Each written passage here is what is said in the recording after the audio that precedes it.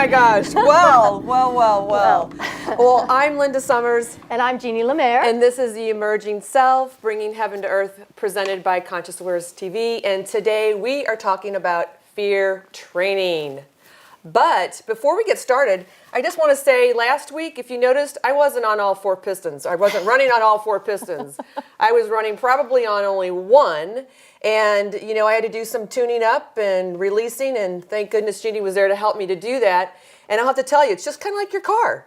You have to change your oil, and before the car will run properly. That's kind of like us. So that's where I was at last week, but I'm back. I'm on all four pistons, probably running more than all four pistons, I have to say. But yeah, so we're going to start off with gratitude. So you want to... Oh gosh, always. Mostly I'm just, grateful that we don't have fear as a topic every week, because in my world, my mind, the night before we do these shows, I just kind of, ponder the topic. Well, fear is such a huge thing. It was just amazing how much awareness, and I've dealt with fear with people in my work. So I had plenty of things for my mind to think on, so I can say that, fear, boy, there's not a one of us that doesn't know what that is. So. Yeah.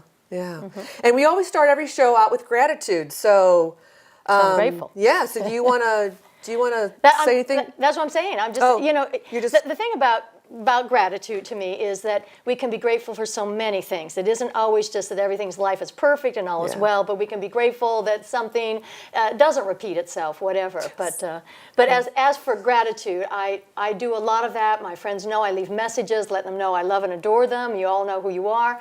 And I just think it's important to keep letting others know that we're grateful for you in our life. So I'm grateful for you. I'm grateful for Linda. Certainly grateful for Wayne. He's our new addition here. Yes. And you don't see Wayne, but just imagine your most delightful, magical critter, and that's him. He is just full of joy and light and delight and play, and we're just so grateful to be able to be with him, as you see, in a new venue. Yes. We keep moving. Yes, we keep moving. So as we evolve, the show's evolving. And so, or either the show's evolving and we're evolving with it. Right. But gratitude. Well, I just want to say, thank you to Alan for really bringing this show to light and fruition. And we couldn't have really had the show without you, and really stepping up and wanting to be a part of this in the beginning and making this happen. So wherever you're at, Alan, if you're watching the show, we want to thank you so much for that. And we always want to thank Sherry, because Sherry writes up all the information on our topics and sends out the emails. She does more than that, so we can't thank her enough. We thank Wayne and his wife really for this new venue that we have, and we're so gracious. And he is a creative, imaginative genius. I mean... how about the electric car? Oh my gosh, he built this electric car. Like, this car, if you see this, we are going to get a picture and we're going to bring this up and show, because this car is phenomenal. I mean, it's amazing. Like, that's what I'm saying. This guy, like, he can do everything. And a real car, not a miniature. No, yeah, and this is like a little sports car. It's not like, the Prius or anything. I mean, we're talking, this thing has everything from A to Z. It's got your stereo. It's amazing. I mean, I can't even say all the stuff, because it's so amazing. So we want to thank those two for really this venue and really being here. We want to, I thank you, the viewers and listeners are out there watching the show and tuning in today. So, and I'm grateful for my family, my friends, Jeannie, and really just to be here on this earth and really at this time raising the consciousness, because that's what I'm all about and that's what we're all about in the show. So thank you so much, and I'm just delighted to be here, so yay! Yeah. So fear, okay, fear training, so wow, yeah. You want to go first? You want me to go? Gosh, well, I always like to not run over, but we just don't realize on this planet, and probably a good 5,000 years, I'm just telling you for a long time, we're trained in fear because, our minds are trying to protect us. Yeah. So we just don't realize all that goes into all of that. And we all know there's different kinds of fears. There's phobias. There's fear of being run over or shot. There's a fear of somebody not liking us. There's fear of success. Yeah. But all of them, they have a certain pattern and stuff to them. So later on the show, that's what I'm going to bring forward, something for you to ponder on where it's created and where it can be uncreated. Yeah. But at the same time, there are other aspects that we have not been also trained or brought to the surface that enters into all this fear business. Yeah. So. And for me, I think fear, as well as what Jeannie said, but also too, not being able to trust myself. I mean, growing up as a child, or I see other parents raising their children as well too, that, you know, when the child goes up on the wall and it's doing this, you know, walking on the wall, and you're like, no, don't go up there. You know, what if you fall? And there's this what if. And what we do is we've taken our children, and our parents have taken us, and really have protected us so much that we're so afraid to step out of going forward in our life, or taking that job, or going into that relationship, or whatever. It doesn't even matter. Or leaving a relationship. Or leaving and leaving a relationship. Well, I know that one all too well. Yeah, you know, so I think that we are so, like Jeannie said, trained to be in fear, and I don't feel that it's a conscious thing that our parents and society is doing, by no means. But as Jeannie said, for 5,000 years, we have been trained. This is all we've known. So now is the time that that's why this show is here, raising the consciousness and being able to live consciously, and really knowing that we don't have to be in fear. And you know, it reminds me of this guy that I went to this spiritual seminar back in 2006, I think it was, and he was from Denmark, and he had never been into America. And he said when he got here, watching the news, he had never seen so much fear, because you look at the news, you read the newspaper. I mean, the gas prices go up, the food goes up, and what there we was do, a murder down the there street. was a murder down the street. We go into fear. You know, so immediately, you know, everybody's in this fear, and we get so caught into it. We get so wrapped into that, where it's like, you know what? Don't let other people's fear project onto you, and you take those on. And we do it all the time. I mean, literally, we do it all the time. You know, I've done it myself, where I've been afraid of something and said something to somebody else, and they've taken on my fear, and I'm like, oh my gosh, wait a minute. Or the time you were speaking about your son, he was out and about. Do you want to share that story? Oh yeah, it's a my great son. Story. Yeah, this is a great story. He was in high school at the time, and we lived in Scripps Ranch, and he would go to La Jolla to go surfing every morning before school. And one morning, you know, when he would get there, he never really would call. I mean, I didn't expect him to call. He'd come home and shower and whatever. And so my ex-husband had said, have you heard from Brent? And I said, well, no, I didn't think I was supposed to. And he said, oh, okay. And then time went, maybe 20 minutes went by, and he said, have you heard from Brent yet? And I said, well, no. And he goes, well, maybe something happened. Maybe he's drowned in the ocean. I'm like, no, I'm sure he's fine. Like, you know, he's in the ocean. He's not going to carry a cell phone with him, you know. So 20 more minutes went by, and he said, you know what? Something's happened. And by that time, literally, I will tell you, I was in fear. I started thinking, oh my gosh, what if he did drown? What if I don't know it? So his brother lived up the street from La Jolla Shores, and so I called his older brother, and I said, would you go down and check on Brent? I know he's surfing. He goes, Mom, he's totally fine. And I said, you know, I know, but I don't know. You know, your dad's all worried, and, you know, so please just go check on him. He was like, I'm sure he's fine, but sure I will. So he gets down there. By that time, Brent's home. And, you know, I'm like, where have you been? And he's like, well, I was surfing. I'm like, how come you didn't, you know, call her, your phone? He's like, well, I was in the water. Yeah. I didn't have my phone. Go figure. Yeah. But my point being with that is that my husband at the time was in so much fear that at first I was not in fear at all. I knew Brent was fine, you know? And then all of a sudden, after he kept saying that, I thought, well, maybe something did happen with him. So immediately I took on that fear. Yeah, and doubted yourself. And I doubted myself, and I went into fear, but there was a knowingness that I really knew that he was fine. Yeah. But we do this all the time. I know. All the time. So the hard thing about fear is, since it's so like subconscious and unconscious, we don't know like how it has come to pass or where the training is, but it starts very early, as you mentioned, with protecting our kids. And it is good to protect our kids. But unfortunately, when the mind does the protecting, that's where fear's base is in the mind. It can't differentiate between someone who's a nice person helping your child and someone who's out to harm them. I had this experience in a grocery store. I mean, okay, so I'm getting up in years, so I have to bring my glasses, and there was a time when I just hadn't gotten in the habit yet of having my glasses in my purse, and I was trying to read the information on the back of a can. And there was this young gal, maybe she was 10. I said, oh gosh, would you mind helping me for a minute? And before I could kind of get out, I can't read this, from across the store. No joke. Get away from my daughter. Get away from my daughter. I don't want any talking. She doesn't talk to strangers. Just leave her alone. You don't hurt her. You know, and I'm like, oh my gosh, who's hurting who? Where? And then I realized she was talking to me. Yeah. So I'm thinking, you know, surely we want to assist our kids, and it's not a bad thing to want to help them. But when we across the board say don't talk to strangers, how are they ever later in life going to have friends? Because everybody's a stranger to start out. So it's a catch-22 is all I'm saying. That's why I say different issues originate in different of our systems. And we think of fear as an emotion because we shake, we scream, we holler, but it originates in the mental out of a not knowing.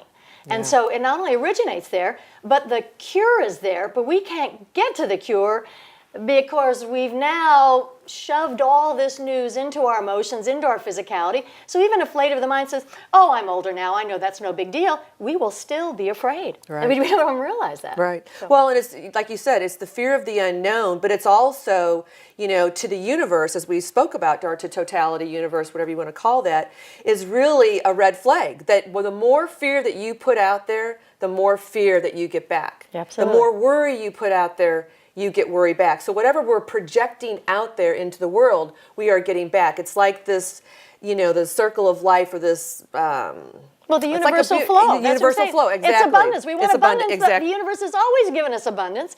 We just don't realize where it's originating on what abundance we get. Absolutely. And I did bring a prop today because I do want to make a point with this, all of this of fear, is that, you know, when we think of something long enough, this chair was made through a thought. This lotus flower candle was made through a thought. So the more that we have that thought of whatever it is, we are going to create that. And that's really where we talk about we create our own reality, because we're thinking so long, and I know there has to do with the emotion too, but we're thinking so long and hard on something that it actually manifests into something. And you know, one thing about the lotus flower, which there's many things, and I don't really know the story of it, but this is... it blossoms out of the muckiest waters, the dirtiest of waters, not like clean water. It rises this beautiful flower from the dirtiest of waters I've ever seen in my entire life. So you think of your life in that way, that there's this muck that we have to kind of go through, all this fear and distress and whatever that is that we've created in these last 5,000 years, that we're rising to the top. And really bringing heaven to earth is what Jeannie and I have been talking about, is bringing the cosmic self and the little self, that individual self, into merging together to create and blossom into this beautiful, really, lotus flower that we do have the abundance, we do have the love, we do have the career that we wake up every morning, we can't wait to go to work. So really, when you're thinking about your life and things in your life, remember this lotus flower, because honestly, the more that we think about something, it will be created into a manifestation of reality. Yes. Well, and I'm going to add into that, because what we hear when we say that is that the mind produces it all. And I just want to add in a thought for you to ponder, because that is a very strong point of view on the planet. Yes. I'm not just regarding that it's true, but I'm saying what we don't realize is the mind is designed to support us.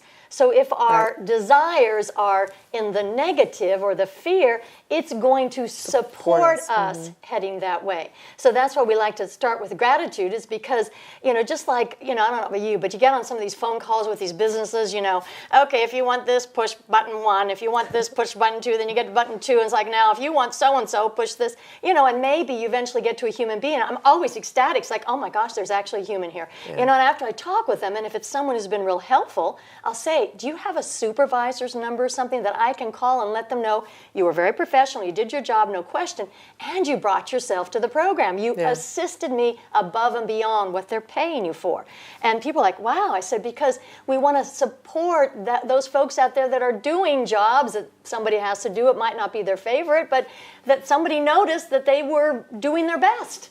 So, you know, like you say, so that generated them wanting to do it, and bringing together, as she was saying, you know, you have a thought, but it has to come in with our emotionality and with a physical action. So somebody asked me recently something about, you know, well, all healing's, you know, in the mind, and that is a beautiful thought, and certainly what you're thinking comes out. But I said, I think really what we've forgotten is all three systems have a part in it. Right. And well, don't you think? Absolutely. Well, it's like Yeah. The Secret. That was the missing element. If anybody has seen the movie The Secret, when it first came out, everybody thought, okay, great, I want a brand new red Camaro or whatever, and that's what I'm going to get. But what they really missed in that whole show was exactly what you're talking about. It's the emotion. I mean, you have to really, it comes from there first. It's the really feeling of that, and then you have that thought. So that you support. That you support it, actually. And then the physical Yeah. just brings it right to it. So I definitely agree. It has to be all three gateways that are in alignment. Yeah. And I'm learning that so well myself, that the emotion and the mental and the physical all have to be in alignment. We talked about this before too, that working on my mental and emotional, I think we talked about it last week, is that now my physical is finally catching up and going, whoa, wait a minute, okay, like a lot of stuff has been happening. To say. I have something to say, where before it was very dormant, you know? Yeah. And so now it's really speaking up. But that's, like what I talked about in the very beginning, is that going in, I wasn't running on all four pistons, and I was only running on one, and it was going in and tuning up, going in and doing the releasing, going in and doing the work, and that's like this lotus flower. Which we all know is not easy. No. We're not over here saying, Linda can attest, it's not No. easy, and it's not that everybody's ready, but if you are open, you are willing, and you're ready, and that's something you're just going to know. You might be tired of your own conversation, whatever. I am. So tired of it. Exactly. Yes. So if you know that, then some of this news and maybe some of these tips will be able to go start manifesting for you. And it's just like losing weight. I don't care what program I'm on, but once you see yourself lose 5, 6, 10 pounds, you tend to get more excited about the program, don't you? Absolutely. Or, so, and we can't say that, everybody that just starts or things like this will do well. But it heads us towards a common ground. Mm-hmm. And that's what I think it is. We forget as humans, we have more in common than we don't have in common. Right. And we've forgotten that. Exactly. We talked about this on every show, is it's about relating. It's relating to one another. Exactly. And this whole world is about relationship. I know. So it is relating. And another thing that comes up with fear, it's fear of not being good enough. Oh, gosh. And so we stay in relationships because we feel like there's not going to be anybody else out there, that we're going to find somebody, and I can attest to that myself. Leaving a divorce, having 3 grown children, being at the age I am, and I was like, oh my gosh, there's nobody out there who's going to want me. Oh. And so that's the a fear, huge one. Exactly, the fear of feeling that goes so deep that really what I'm saying to the universe is that I'm not good enough and I'm not going to be able to receive. So I'm not going to be able to receive until I resolve within myself. And let me tell you, it's a lot of work. Like Jeannie said, it's not easy. Yeah. It takes a lot of work. And there's a situation that I'm going through as well with this court thing, with a situation that's happening. And there's a fear, and I'm working with that, but there's this fear of the rug being ripped out from underneath of me. Really? And so, I know that there's other people out there that are listening and watching this show that can really relate to that to be in such a fear that at any moment that can be taken out from under you. Oh, my. And you've hit an ideal point. That is so true. Yeah, so we're literally on the edge of our seats constantly in this fear of, oh my gosh, well, what if? What if he does this, and what if she does that, and what if this? And there's so much what if out there. And it takes us out of the moment. Well, yeah, and not only that, but you know what it brings up?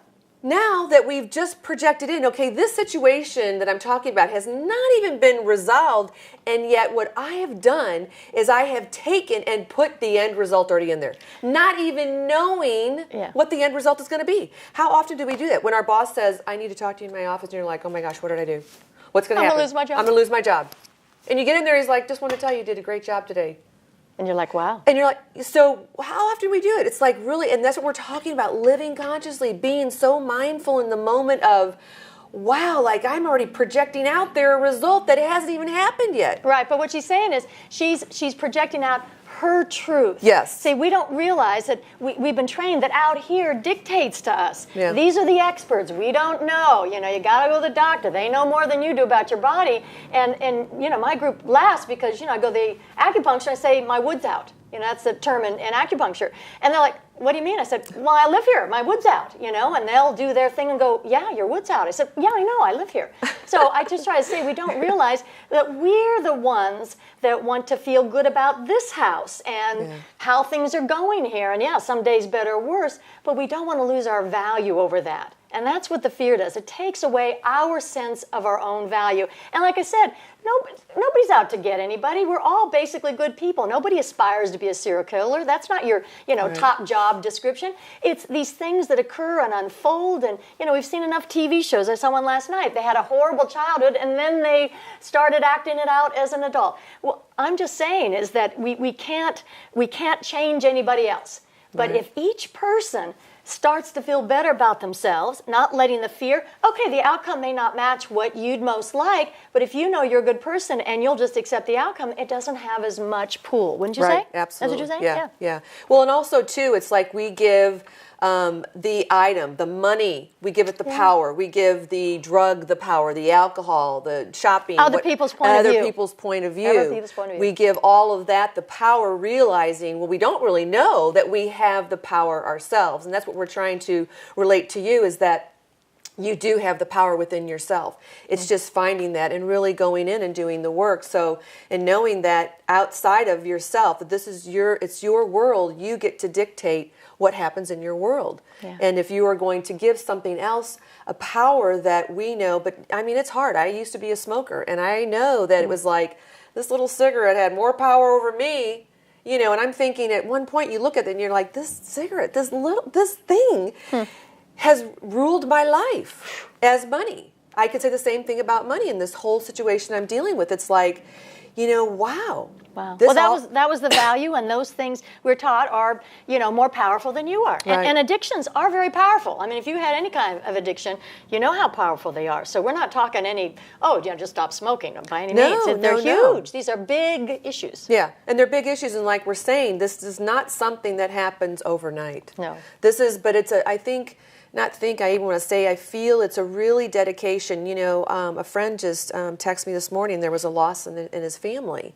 And, he said, gosh, I wish I would have said I loved you more. I wish I would have said more things. And, it starts to make you think that this is the only body you get. It's not like nine-lied cat. I can't even say that, but cats have 9 lives. I think the cat has caught her tongue. Is that the phrase? Yeah, the cat's got my tongue, yeah. So, they say cats have 9 lives. Well, we don't. We have 1 life, and that's, really what you're saying is that this is, when they call it the temple, this is the house that we house the energies. We house other people's energies. It's our life. All our life lessons, everything that goes on. Exactly, exactly. I see we have a question here. Yes, so that's the good news. Yes. So you get a drink of water while you're doing that? Please do. Because Jeannie's going to read it because I don't have my glasses. No problem. And that is, when is fear useful? So I want to thank you for who brought that question to us, because, like you say, we don't mention to our children, don't talk to strangers for no reason. So I'm going to say that even though fear, it to me is of things that have not occurred or we're afraid might occur again because they occurred once, it's really in our emotionality that we know when that signal is helpful. And I can say for myself, I used to live in San Francisco, and one night was visiting a friend on the other side of Golden Gate Park, and I lived on the other side. Didn't think on it 11, 12 at night because I, just didn't do that every day. But I went and put 1 foot into the park. And I got red alerts. My body, every part of me yelled, "Get out!" And I literally ran out. I ran around that end of the park. I'm not a runner. I ran all the way home and pretty much shook for 3 days because I'm pretty certain there was somebody not far beyond there that was wanting to maybe not be, user friendly. So we do. Fear, it's useful if we're able to give ourselves that half a moment to get the news. And all 3 systems will give it to you. You'll start shaking, you'll be holding your breath, your eyes will be darting, all of that. But instead of just saying, oh gosh, that's crazy, I don't feel like walking around, we just paying attention when our mind says, I don't know what's up, something's up, let's change directions. Exactly. And you just get out of there. Yeah. So that's why I'm saying I think it can be useful. And of course, it's not easy for any of us to train somebody in that knowingness because we've all been trained in the other fashion. We've just been trained to just across the board, don't talk to anyone. But I'm thinking that there are times, even in children, they can really get their worth when you might know the situation is, a little unusual, but you know all the players or where they're going, and you give that child a chance to say, now, if you feel anything doesn't seem right, you give me a call, you get out of there and stuff. That is a new kind of training we can give. Now, again, I certainly wouldn't have my child out, coming home from school at midnight, all by themselves, or anything ridiculous. Wouldn't you say? Yeah, absolutely. And I think for me, the fear of being useful, I mean, if I walked out in the middle of the street and there's traffic coming, I need to be afraid that I could possibly get hit by a car. You need the news. So I need the news that fear is really appropriate in that time. So there, knowing that, going at the edge of a cliff, thinking that I can go ahead and fly. Well, there needs to be a fear of, okay, that's a big drop. I don't think I can fly. I'd love to, but not in this plane of existence. Yes. And it brings me up the story that I was telling you about my friend who was she was house sitting. And she was staying in the back, and it was very dark back there. There's no lighting, and she was having a dream, and she woke up thinking it was the dream that she heard somebody, and all of a sudden the dog that she was house sitting, they had a dog as well, never barked, but it was following the window. Like it knew there was somebody outside the window. So she got up and woke her daughter up, and so immediately she went into this fear state of, oh my gosh, there's somebody coming. So it alerted her system, all her systems, that, hey, something's up here. There's news to be alerted that somebody is approaching that we don't know about. And so, but the interesting thing on that was that I was telling you, and this is another thing what fear does, but so it's useful in a way as well. What I'm saying is, like Jeannie and I are saying, it's giving you the news. So in that moment that she said to the dog, Buster, go get him. Yeah. Well, in that moment, she heard this person hop the fence, but she said, Linda, I stood there, nothing in my hand. It was like I was in concrete. Stood there, and he would have come to the window within maybe 2 more feet. We would have come face to face with each other. But she said the weird thing was the dog never barked, and she said I just froze. So that's the other side of it. But really, it is about getting the news. We need to have fear in our it can be useful until we get used to just knowing that we can get that news without having to startle ourselves so much. Right. We're on an evolutionary pattern. This conscious raising is because we're step by step evolving. It's not like just because we're now wanting to be aware, it's all going to be handled today.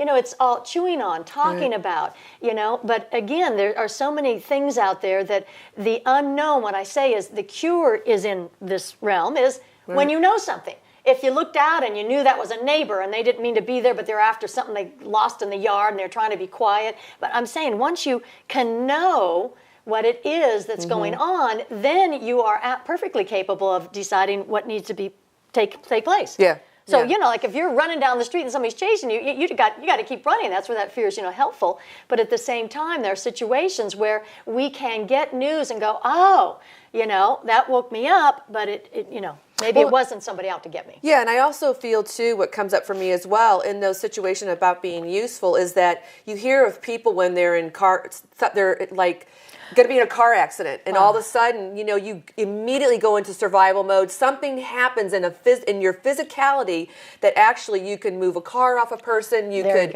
get out. I mean, who knows what happens in that time? So really, I guess really saying in need was not really the terminology, but really, like you said, is being useful to the point where we know we're not being startled. Exactly. But I think for survival, I know I've heard many, many stories where people are at that point of when they know that's like, okay, I'm going to die or I've got to do something. Well, one of the guys I had on the show, Tim, I can't remember his last name now, Tim, when he was in his motorcycle accident, and he said, when I was up in the air, I knew I wasn't going to hit the place that I was supposed to hit, the spot. And he said, I had to, in my mind, I had to decide, what am I going to do, right? So he knew the only thing to do without killing himself, but not knowing what it was going to do, was to land.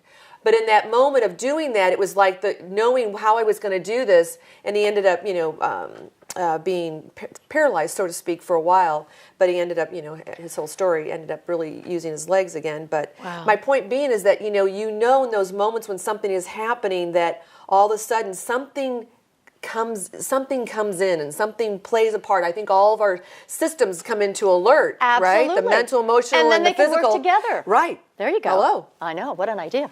Yes, that's what I'm talking about. Seriously, really. So I think that's a lot of it to me, is that we live on a planet that's highly mentally oriented. That's not a bad thing, but you just can't always ahead of time prepare for life. You just have to be able to allow for the moment to handle. Oh, we got another question. All right, Jeannie, it's yours. Right. So the other part of this question was, when is fear a killer? Oh, Yes. And the key element on that one, at least to me, is when you're immobilized. Yes. When fear just shuts you down. You can't speak, you can't move, you got the message, but the other systems are unable to take that message and literally run with it, so to Okay, and I speak. agree with that, but let me ask you a question, because I think you would know more being the Cosmic Wizard. And for all you new viewers and listeners, Jeannie's the Cosmic Wizard, I'm the Earth Angel. How would you get around that? So being... if someone's out there where they're just completely immobilized, like nothing, like they can't do anything, what would you suggest that someone... What we keep saying, because, we're on a planet now that's more oriented to cooperation and working together, so what that does is brings more modalities for helping us speak on these things and bringing the visual. Even though it happened 10 years ago, we live it in our bodies like it's happening now. So the more things we can address and bring to the surface, we can consciously change. Yeah. So the real difficulty is, we come on a planet that's highly competitive, highly, designed almost to thwart our intentions, so it seems. And so, it's more of a downward spiral. So if we get hooked in that spiral, so fearful that we're just, the deer in the headlights, the shifting around on that, one of the best coming upwards is speaking about it. So if someone says to you, gosh, you seem a little agitated today, and your response is, oh, you must be joking, nothing's going on with me, that's your first clue that something right under that comment is wanting to surface. So, somebody says, well, that's nice, but, I can just tell you something's going on, so are you unaware, or, do you have a minute, or whatever? And sometimes a person can say, well, now that you mention it, on the way to work, I was getting off my exit, and going along, and I looked in my rearview mirror, and I could tell that guy wasn't going to stop. I was braced for it. I was just stark terror, deer in the headlights. It happened that the guy looked up, I guess in enough time, or had good brakes. I really don't know. I didn't know what kind of car it was. All I could see was my life ending. Yes. And the car stopped. Yeah. But then by the time I got to work and got doing things and stuff, I just sort of wasn't thinking on it. But, it's interesting that you asked today. I mean, obviously, I am still in stark terror. So, are we ready for a helpful hint? We don't do helpful hints. Before we can do helpful hint, Not all the helpful hints. No, but can I just want to, when you were talking, I wanted to share something about how interesting the mind is, and it's this whole fear thing. When I was about 9, I was attacked by a German Shepherd running up the street, thinking he was, in the chain to the front porch, right? Oh boy. So what I'm saying is that, and then if I see a German Shepherd now, I mean, that was years ago, but yet that memory is as if it happened yesterday. Yeah. So it's funny how in the mind, not funny, but it's interesting how the mind will go, it's like in the file box, okay, where was that at? Oh yeah, that happened when she was 9. And bringing it up in this moment and feeling all that anxiety, all that fear. But I did do some, what do you call it? Hypnosis? No, NLP. NLP. Mm-hmm. Neuro-linguistic programming. Like yes. So I did some around that where my friend who did it, she had this huge, we're talking this dog was like a mini horse, like a pony. It was huge. And she said, okay, now I want you to go in my backyard and I want you, his name was Lucky. And she said, he's the friendliest thing. I'm like, oh, we're not doing that. And she said, the only way to break through your fear is you got to do this. And I was like, all right, you're going to be with me. And she said, well, I'll be in the door, but just go ahead and go in there. I'm telling you, literally, I was like this. I was thinking, what's going to happen? Is that dog going to attack me? And I went out there just thinking, all right, this is not going to happen. This is the friendly little dog, big dog. And I'll tell you, this dog came up and he was just, kissing my leg and happy and everything. So now I'll still say I'm just a little bit still frightened, but not as much as I used to be. And that's a good point. We don't just get rid of fear because we decide to. We evolve through it. We have experiences. We start loosening the hold, and before you know it, one day it won't bother you. Yeah. And dogs are interesting that she mentioned this before we do the tips, is because, we can be a fear because our car almost got hit and go visit someone with a dog, and that dog will pick up that fear. It doesn't know where it's coming from. And then it'll go on, ready to go on the attack. And people will say, my dog's so friendly, I don't understand, because it's picking up the fear. Yeah. So that's why I'm saying sometimes we say, well, gosh, I'm afraid of a dog. And certainly if some dog's rabid and we get bit, for sure. But sometimes our own fears get pulled in and the dog acts different than usual. And then before you know it, we don't like dogs. Well, and not only that, I know when I do my walks in the morning, if somebody has, this one gal has 2 of Doberman Pinschers, right? She has them muzzled. And like when you're walking, those dogs are ready to attack. And I'm thinking, because she has to hold them back. And she's like, do you mind? Can you like go around the other way so I can? And I'm thinking, okay, now I need to be afraid, right? Because I'm thinking if those dogs Cautious, are muzzled, cautious, okay. If those dogs are muzzled, really? Yeah. Like, so. Well, yeah. thank goodness they were muzzled. That's Well, good I know, news if they but have I'm that just thought. saying, it's like, so that's where I think that's where the fear would be coming to be useful. It's like, okay, that was news to me and it alerts me like, they're muzzled. She's asking me to go around and not come close to them because she can't maybe control whatever. So, yeah. So you're hearing a lot of our news today, very strongly here in the earth plane. So Yes. she calls me conscious wizard, but in the area of fear, that is very real to us. Very. It is accurate. And it overwhelms us at different times. So I was just going to give a little example. If, say, in the car experience, something that you're not predetermined to know that you're going to be around a dog, so you're already scared. But in a situation like that, if you have a minute, you get off the side of the road, you're in your car, I tell people you just want to get yourself out, you want to shake, you want to move yourself, you want sound, not necessarily words that start, but just I tell them whatever sound comes to mind. And then if you feel so inclined, you can go ahead because they're long gone. They've already gone past you. So just there, imagine in your mind that they're standing in front of you and say, "What were you thinking? For heaven's sakes, my gosh, were you texting? What were you doing? Like you nearly, hurt me." And on top of it, I know I have fear, but boy, it just got activated. Whatever you kind of need to say, and then as you say it and stuff, you'll find your body start to.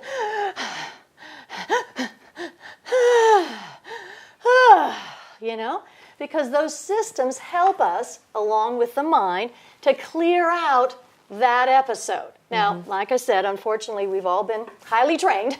Yes. Well, but it's yes. So, but that helps. All that helps, and then we're not carrying. At least we're not adding to it. How's exactly, that? Yeah. We're not adding to it. Yeah. Well, and what I hear you saying, really, it's about letting all the emotion, whatever that scared feeling. So whatever scared looks like to you, it's releasing all that because what we've been talking about when we are in fear, what we do is that we just contain it. Yeah, and we house exactly. Yeah. Well, I thought you were going to shake my hand. I can take my hand too. So we house it, so it stays within us. Yeah. Yeah, absolutely. So that's what I'm saying. And just because something happened 20 years ago, lovely thought, it's still in us. So. Hey, great question. Thank you for all your questions out there. Yay. So obviously we're on a topic we all are familiar with. Yes. So how do we get rid of fear? Okay.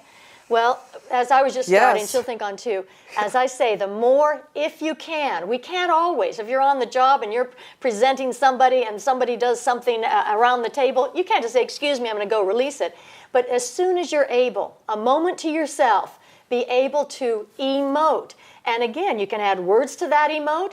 And I always tell people, in that space, you don't have to be nice and kind about it because you're not harming them. You're just taking the part of them that just lodged into your home and removing it. So the sounding, the words, and the shaking and all that is definitely something when it's timely, when it's appropriate, or you're at home, turn your TV up if you don't want the neighbors to hear, but all that is certainly a good start. Yeah. So what comes up and for what comes up for me is, one, I don't think we should get rid of the fear because I think we need the fear. Okay. Well, so there you it's go. Something that I think it's useful. We talked about it being useful, so I think to know that it does give us news when we need to have the news.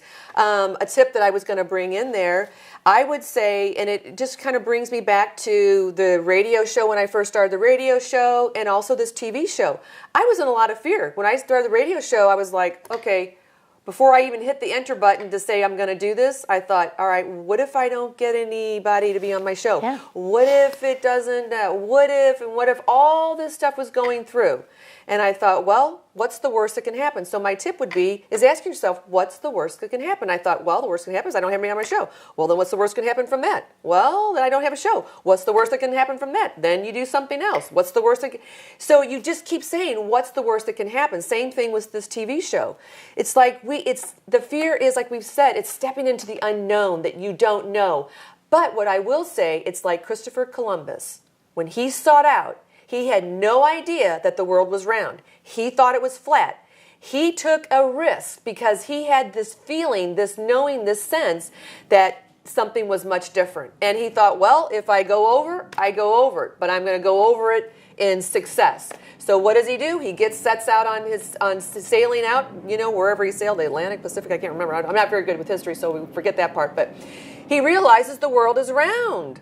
Mm-hmm. But, so he... Or at least it's bigger than he thought it was, that's for sure, what he was told. Yeah, but he knew that it wasn't going to be just off a cliff, that it actually continued, so he figured it was round. So you just never know, but if you're putting the what if and you're holding yourself back, we talked about this, I think it was last week's show, that if you really, really are passionate and really love something, but you're afraid to go forth in it, that's when you want to step into it. Because there's this feeling that you have that, gosh, I like this show and the radio show. It's a passion. I thought, this is what I love. Why would I have to do this? Yeah. And if, whatever chance, maybe it's not going to be the right timing. Maybe, no, I won't get anybody to be on the show. And lo and behold. And now she's stuck with me.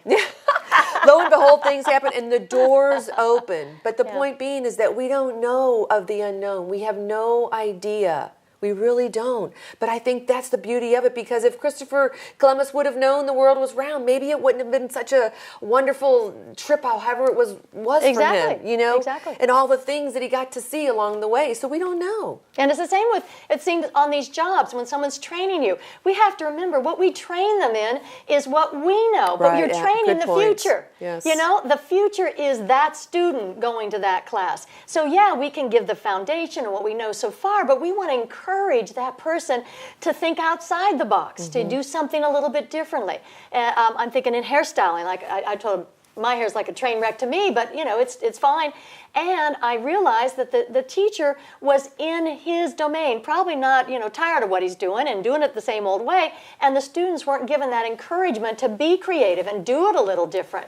So that's the hard part. We get in teacher situations and then it's like, well, do it my way, I'll give you a good grade if you all agree with me, and otherwise forget it. And we're just realizing we're ready to open up, because our creativity, our imagination, it's in everybody, and it's not limited to your mind. It's not limited to your emotions, your physicality. It's not limited, period. And so the more we have that come forward, then I'm going to say we might not need fear. She's saying, it's helpful, and it is helpful. So, we're not here to give you a one idea and another. We're here to say, start chewing for yourself. See where it's useful for you. See where it's not useful. See where you might want some extra support to get yourself to speak up. Because we all do. This is not, like we keep saying, It's not something you do by yourself. This relationship stuff is we're here to relate. And Linda and I can say that just in doing the show. There's a lot we do to relate off camera besides what you see on camera, because our lives show up. As soon as you interact with another person, all that stuff you might be living over or don't remember, guess what? There it is. Well, I want to clarify something, too. When she mentions the word chew, it's really pondering. It's really taking it and... dissecting it and really just keep chewing on it. Kind of like you're chewing on your food and you're just like, the flavors, and you're figuring out the spices that are in it and the different texture and all of that. So that's really what she's meaning by chewing. And so, when you talk about teachers, it's interesting because really it's even if you go out to these seminars or wherever you're going to learn training, it is so true that what you're saying is that we're teaching through our own experiences, and it filters through how we have experienced that. So when you're teaching to that person, you're so right. And that to remember that as someone is teaching you or in a job, or you're going to a spiritual metaphysical seminar or a class or a workshop of some kind, that how they're teaching and showing you is through their own experiences and through their own filters. So it's for when you take that information, take and chew it and see what resonates, and add to it your own flair, your own spice, so to speak. You know, you want to add a little bit of, you know, sage and rosemary, and I don't know. Absolutely. I'm thinking of spaghetti, but you know, so haven't eaten lately, huh? But it's too on this chewing. So, you know, truly another tip is look to see how you chew your food. Yeah. Do you take just 2 chews and swallow? Like me with the gummy bears? Yeah. Yes. But it's like that. We don't realize that's your physicality saying to you, you know, you're probably not spending sufficient time on the topic, on the food, and we're always told the more we chew, we put numbers to it, but just chewing more helps our digestion, helps our health, helps our energy. So, like I said, each arena can bring news to us on these topics. Right. And what brings up when you're talking about that too is really when you're saying about really chewing and taking the time, it really is about being present. Yeah. Being present with the person, being present with your food.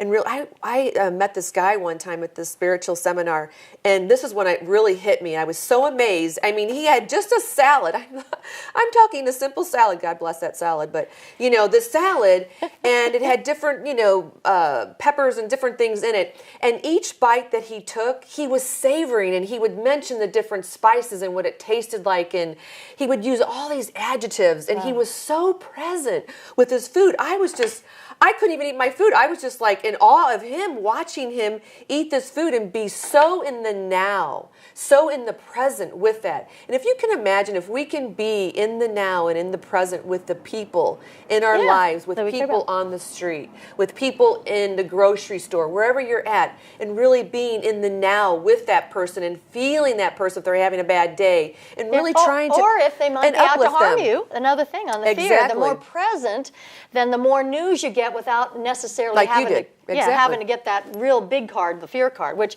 we're happy to get. I mean, if we're not going to get the other signals, we definitely want to get that signal. Well, and that's why it really is being so in tune with ourselves and knowing when, like with you knew there was a red flag. Most people, you know, probably, I don't know if I would be like that. I don't know if I would feel the red flag, you know, feel something like that. Maybe now I would, but, you know, I don't know unless I would be put in that situation. Absolutely. So it really is being, that's what we're talking about, is really being consciously aware in every moment. That's what consciousness means, is how are you being and and why in every moment. Like really thinking about how we relating first and foremost to ourselves and then to other people, because how we treat ourselves is how we're going to treat other people. I know. And again, we're all the fish in these ponds. So even as we say that, and we look around and say, oh, but I don't see it, it's because none of us see our pond. That's why somebody else can say to us, you need to do such and so, because they can see our life. Okay, well, since she uses this lingo, because I don't know if anybody out there knows a fish in the pond, because when she first said to me, I'm like,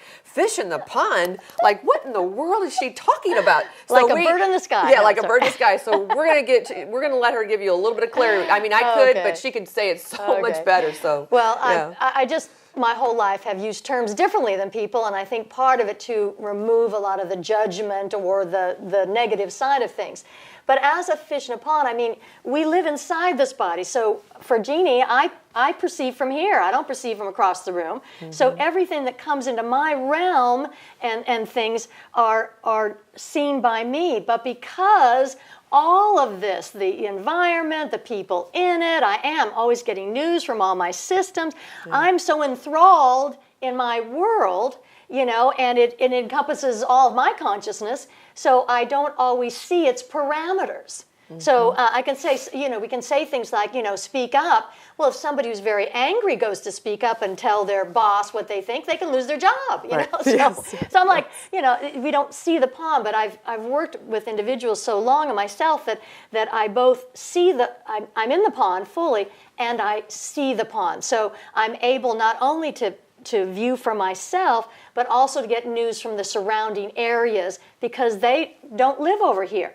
You know, I can tell people about my relationship that broke up and stuff, and they could be helpful and all, but it's not happening to them. You know, I'm the one having all the experience. Or someone who just says, oh gosh, I got a new car and I just got bumped. And we're like, yeah, it happens to everybody because it's not our thing. So we often don't realize we're not always up to the full compassion. But I'm just saying, what goes on in my world is of most interest to me. So that's my pond. Mm-hmm. So I say we're a fish in our pond. We just don't always see how this might appeal to somebody else. Yeah, so, absolutely. Anyway, that helps. Yeah. And yeah. So. And there's another. I just came up when you were speaking about that too. Was I remember when being married that, and this is we're going back into the fear, is that not being able to let him know how I felt. I had to literally write letters. Wow. So I was so afraid to be able to say what was true for me because, one, I didn't know how he was going to react. Mm-hmm. And then when I did see how he reacted, I knew there was no way I was going to speak.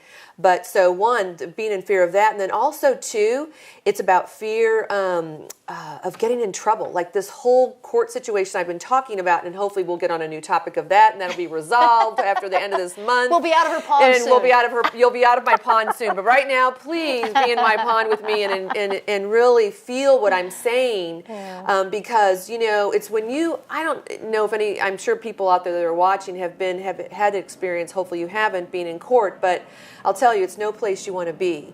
And when you're in there, at least I feel that when I'm in there, that, oh my gosh, what if I say the wrong thing? What if I don't say the right thing? Or what if I get in trouble? So here we are an adult, but we're so afraid of getting in trouble. And this is about being the good little girl when I was, or the little angel when I was growing up. It's like, being afraid that if I wasn't who my parents wanted me to be, they wouldn't love me. Yeah. Oh, and so, you've hit the key one. So fear really enters in because what a person can do that we care about is withdraw their love. That is a key element. Yes, key element. And that happened in growing up and in relationships. Mm-hmm. So, really, this is... really we want to nip this in the bud, Exactly. And really and we're going to be sharing it with you because we could easily be in fear of, like I said, where will the show go? We're on a new stage, and last week, the person who was technically helping us, Al, he needed to move on. Right. So we had to first figure out what could we do if we do this show all by ourselves, which I bless Linda for that because she jumped in that water more than I did. And then lo and behold, because the show must go on. Of course, the show. Well, there you go. Yes, this but is then, important. Then it opened up, and she remembered on this relationship, and this was like, oh my gosh. And Wayne has ideas that we, couldn't even grasp.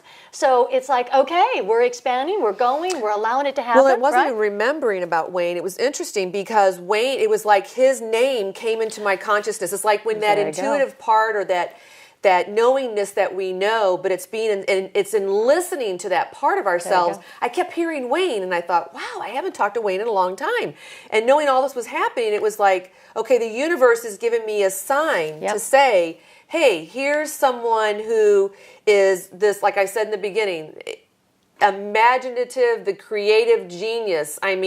Literally, this guy has we tell you direct cracked open this mind, and it's like all of this imagination that is just profound. Yeah, it really is, and we have that. And we just don't really, the imagination, we don't really use it. And I'm going to add one tip in here because it goes. She's talking about Wayne, and Wayne happens to be behind the counter. So another way you can clear things and fears is say, Wayne, thank you for you. Thank you for your life.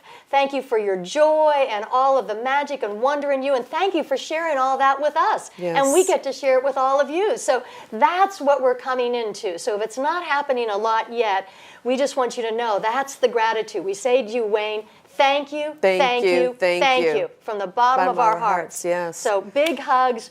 Thank you so much. Yeah, because we really, honestly, Wayne, we couldn't have done this without you. And this is really, for Jeannie and I, this is our life, really. It is about raising the consciousness and living consciously and really awakening people to their own truth, to their own, and remembering, because we are going home, and at one point in one of our shows, we will talk about the 1,000 Piece, but...